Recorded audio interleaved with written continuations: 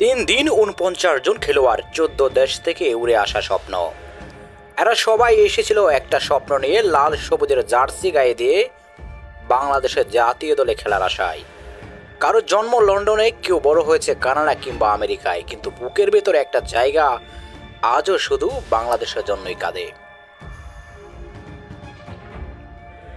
তাই তো সব ব্যস্ততা ফেলে নিজের খরচে সময় দিয়ে ৩ দিনের জন্য ছুটে এসেছিলেন ঢাকায়। সবার প্রশ্ন ছিল একটাই, এই ট্রায়াল থেকে কি কেউ জায়গা পাচ্ছে জাতীয় দলে? কে জানে, হামজা চৌধুরীর পাশে দাঁড়িয়ে জাতীয় সঙ্গীত গাওয়ার সুযোগ হয়তো কারোর জন্য অপেক্ষা করছে। কিন্তু সব জল্পনা কল্পনার অবসান ঘটিয়ে বাংলাদেশ ফুটবল ফেডারেশন জানিয়ে দিল, জাতীয় দলের জন্য কাউকে বিবেচনা করা হয়নি, এমনকি একজনকেও না। টেকনিক্যাল ডিরেক্টর সাইফুল বারী টিটির সংবাদ সম্মেলনে স্পষ্ট করে বলেন, ৪৯ জনের কেউই জাতীয় দলের মানে পৌঁছায়নি। তবে বয়সভিত্তিক দল, অনূর্ধ্ব-১৯ কিংবা অনূর্ধ্ব-২৩-এর জন্য ২-১জনকে বিবেচনা করা হতে পারে।